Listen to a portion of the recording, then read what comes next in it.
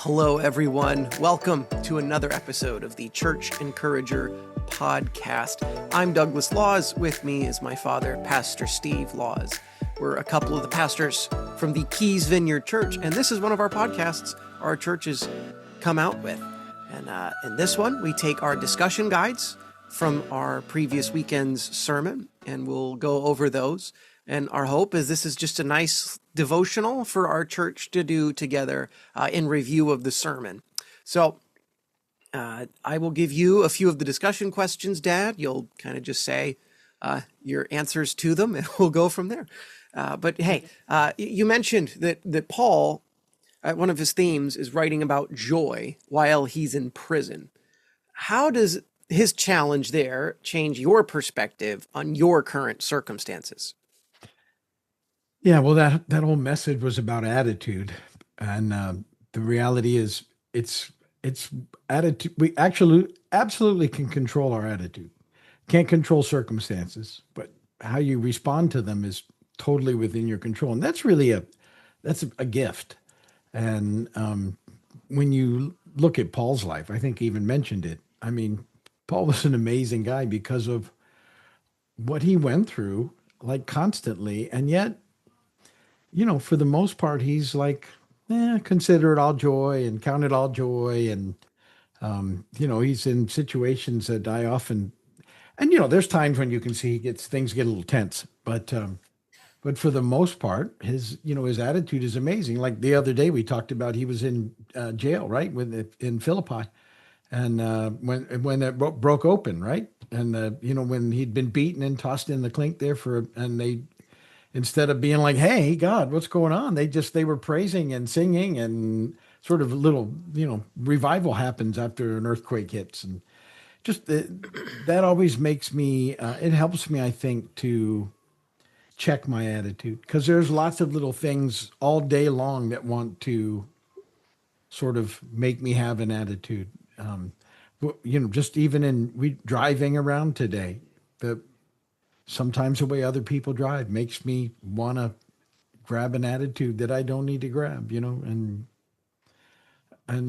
you just sort of go, okay, don't let it bother you that those things are happening. That's, it's okay to hang in there. Those are little things, mostly little things that really try and sort of mess up our day. So I think, knowing that and choosing the appropriate attitude helps us continue to sort of walk in a way that allows us to be encouraging and grace-filled and merciful and all those other things, instead of snappy and judgmental and critical and not very nice to be around. Don't be cranky, right? So, hey, here's another question, kind of related on the circumstances, attitude theme. What's the difference between celebrating God versus celebrating your circumstances? So, how might this shift in focus change our daily experience? And that ties back to, if you start by being thankful, you're really celebrating God. And there's always things you can find, even in the hardest time. There's things you can find to be thankful about. And if you don't do that, what you end up doing is sort of you're just overwhelmed by your problems. And that's kind of what I was going with celebrating your circumstances, that your problems become front and center, and that's all you think about. And there's no life there, and it sort of steals away everything else, because we get focused then on that. That becomes the center of life instead of Jesus. I loved in the Message paraphrase, it says, Jesus wants to displace worry at the center of your life. And I think that's a significant thing.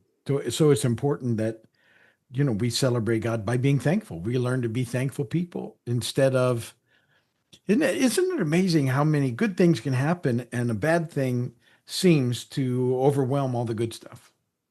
It's like you could have a whole bunch of people say good things, and one person comes in with a negative, and for whatever reason, they get that one is the one that gets the biggest play, and it's like, it shouldn't be that way, but so we have to be careful. Again, it's a choice thing. You get to choose where you're going to hang out. Yeah, that is funny how the people commenting on things, that one negative comment will just completely spin your gears. In the sermon, you suggested that 90% of what we worry about never happens. So, I mean, you preached it. So, but do you find this to be true in your experience? Just, personal experience, even though you preached it. Like, and I kind of know where you're going with this, but I wanted you to explain it. So, Well, and that 90% number is kind of made up on the spot, like well, most I think statistics. you have the joke of, well, go ahead. You tell. 87% Yeah. of all statistics are made up on the spot by who's ever speaking. Yeah. Um, That's the joke.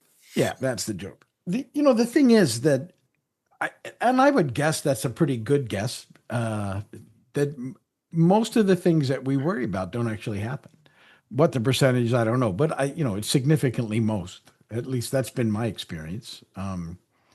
And when we realize that we are preparing for things that probably won't happen, you could do better.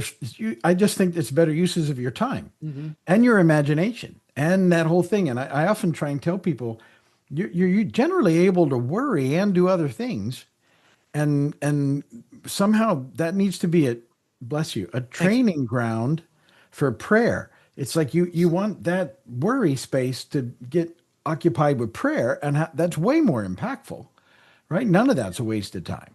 And yet, it's making that shift. And because we've spent sort of so much of our life training to worry, we really have to cooperate with Holy Spirit to have him help us train to pray in that same way. That's kind of that ongoing thing going on. Yeah. And, you could end up with sinus pressure like I have. And rather than give it to prayer and just kind of take the Zyrtec or whatever, you can worry about it. Like, is my head going to explode? Sort of deal. And then the worriers would be like, well, the percentage isn't 0%, right? Yeah. Well, that's where they go. Wow, now there's 10%. Yeah, that 10%. Relax. I knew there was something I needed to worry about. Probably just allergies, your brain's not exploding. You described having to repeatedly give your worries to God until you experienced his peace. How's that process gone for you? Could you dive in a little more into that? And actually I was, without going into what it was, that same day I had something that was poking me, and I kept rehearsing it in my mind, all sorts of possible outcomes. And I caught myself early on and said, stop, that's just worry. Don't do it. Give it to God. So I did. And okay, and boom, right back to it again. And actually it happened at least 4 times where I knew what I needed to do, but somehow it wasn't working. And I finally had to go. The reality is for me that until I experience peace, it means I haven't let it go yet. Until I can stop, until that turns off, I haven't really done what I need to do. And so, I just okay, I'm really gonna, Lord, I don't want to spend all day thinking about these possible outcomes. And I was driving downtown today, your mom and I, and we were just talking about different things. And I said, is there really anything better than the peace of God? And I don't think there is. All the things that we go after in life, and not that they're wrong, but I think the best thing is the peace of God. And, that's significant somehow. That makes a difference. Well, it transcends all understanding, right? That's Mhm. part of that. So, Yeah. and we pursue all these other things, thinking once I have, this in my bank account, or once I have this house, or once I've accomplished this thing, we all want to go to that. Then I can start having life. And really, we find life when we're with the Lord. And There's nothing there's else. nothing like it. Yeah. No. So, kind of finishing it up for this podcast for today. One more question: what practical steps can we take this week to fill our minds with things that are true, noble, right, pure, lovely, and admirable, as we learn in Philippians 4:8? Uh, you know, I think it certainly helps to reduce some of the intake of negativity and stress and garbage that we tend to let pour into our lives by kind of not, being selective about what we watch or scroll in or wherever. And that's certainly that's a big part of it. I often, I joke because back in 2008, I conversation I felt very with the Lord. I turned off cable news and stuff because it was always on in the background. It would just become part of the background of my life, all those talk shows and everything. And I realized that I was unsettled and stressed all the time, and I was taking on all that stuff. And I'm like, no, I don't need to. We can't change the politics of the world. No. And so, and then people go, well, you need to be in touch. I am, but I'm not in that way. I don't want spin and everybody's opinion on things. I sort of want a headline, and then I can pray about it. And even that's harder and harder to find. It's hard to find just this is what's going on. And sort of headline. now it wasn't so much the case in 2018 or 2008, sorry. But now, I'll see on social media, there's AI written articles just for spin. They're not real. None of them are factual, but they can just take random person A, random issue B, slap them together and generate clicks. And in clicks, they generate revenue. So people aren't even having to spin anymore. They can just have we talk about AI in the other podcast from time to time. But I mean, that's where media is heading, is it's all just that. I think what happens with that too is then people, hopefully they realize sooner rather than later that that's a huge mess, right? Because they start believing things that have no basis in reality whatsoever. And all of that just causes more fear and stress and worry. And it's all financially driven, and it's all the enemy behind it.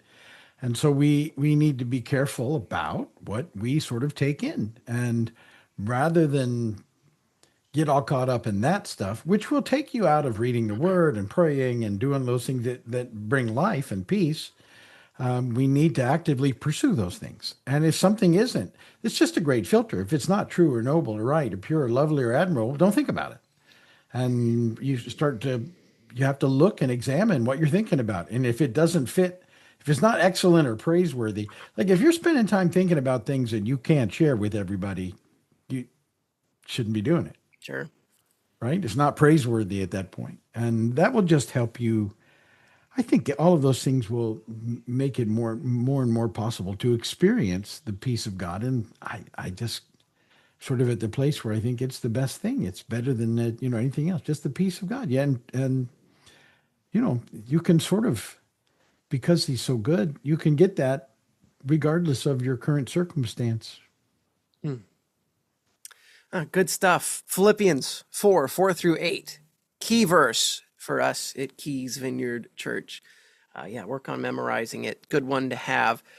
Thank you, Dad, for imparting your wisdom. I'm looking forward to this weekend. I was looking over the notes for Kingdom Tension Part 19. I get to preach next weekend. And we'll be talking about the notes in our Online Bible Institute Network podcast, the other podcast our church produces. But anyway, thank you for listening to this one, and we will see you soon.